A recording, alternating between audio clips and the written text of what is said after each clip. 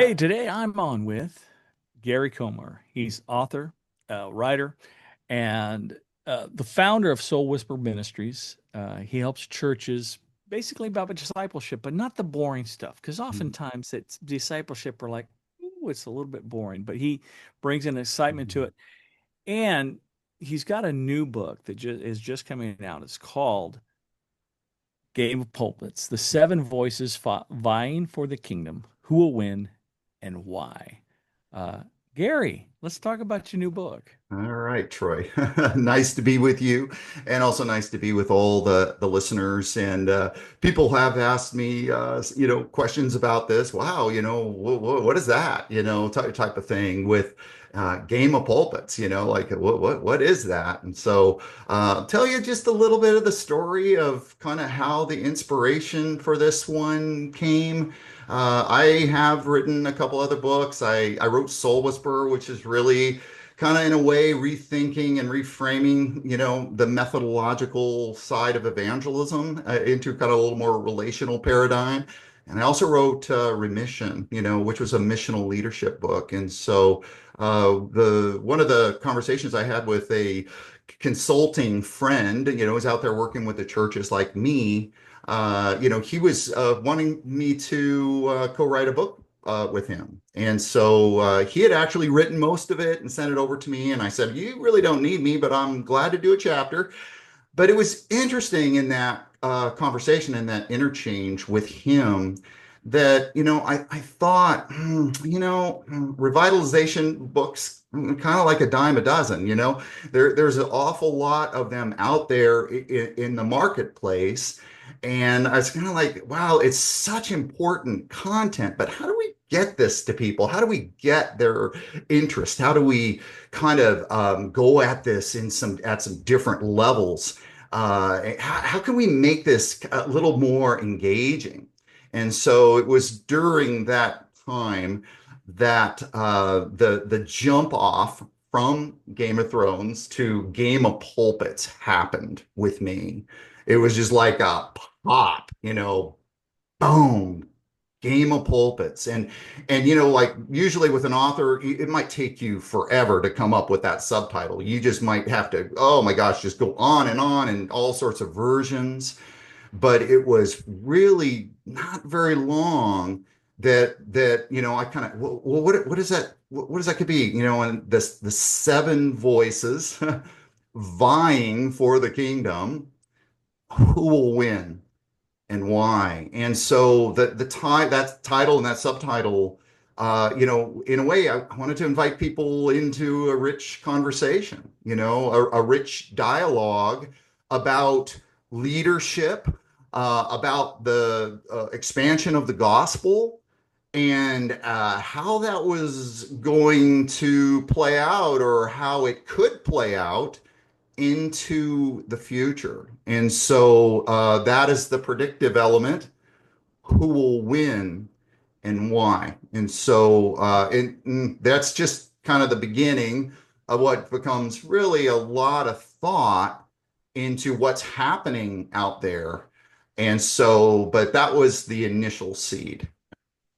Well, you said that that's the initial seed. I mean, you've got a lot there. Mhm. One of the things that you talk about was early on, you were talking about how do we make this more, and you didn't use this word, but how do we make this more palatable or even exciting for someone to read about?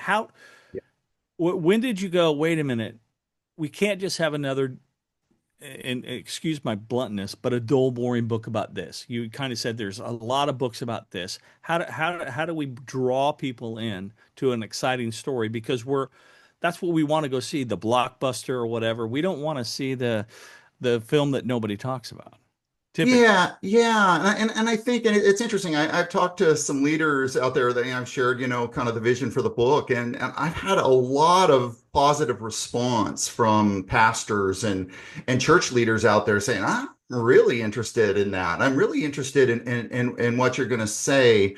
Partly because it does come at it in a little bit of a different way. And I do, Game of Thrones is an epic story, epic fantasy story. I'm not promoting for the show. I'm kind of really jumping from it into, a conversation about, the decisions that we're making, as leaders. But in a way, I really, the book casts leaders into the epic story, you see. And that was one of the things that I wanted to do, was not to create divisions, but was to actually esteem the voices who are vying for the kingdom, and to kind of lift up the leaders, and as well as bring some analysis and some critique into what's happening, as well as that predictive element. And so,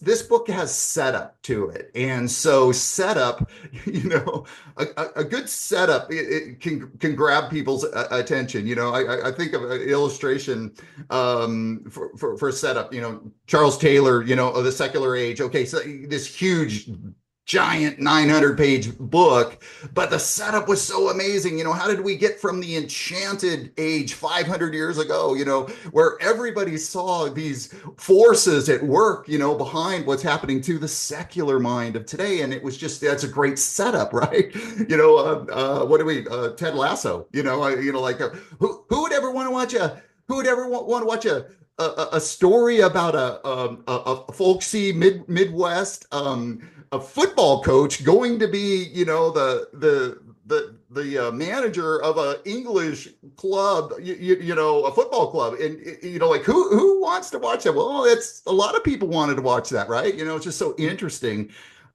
Setup is part of this creating intrigue, creating interest.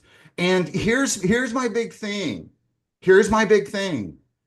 Too many people out there are all caught up into all the other, the articles, the clickbait, all the social media stuff, and they're missing the great story, which the great story is about the kingdom of God.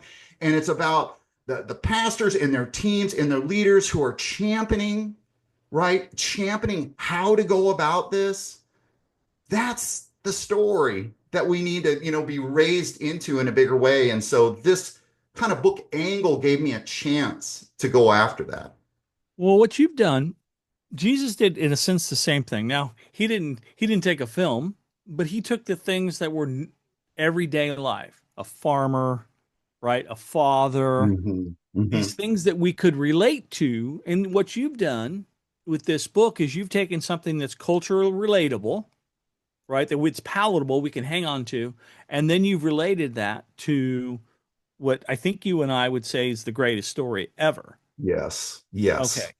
And So, it's unfolding too. It's kind of like this exciting thing that is unfolding. Sometimes in our churches we don't feel super excited. We can even be discouraged. And of course, there's a backdrop on this book, right? Which is the fact that we've been going through decades of increasing secularization, where people are more distant from the church, as well as across most denominational spectrums. We've been in decline. So I mean, winter is coming. One of the themes, in Game of Thrones, winter is coming. This like a sense of alarm, and this sense of we need vigilance. That's kind of one of the things that I'm kind of bringing out. Wow, if you're not hearing a little bit, seeing some of the warning shots being fired into the sky, then you're not paying attention to what's going on. And so the voices are actually an answer.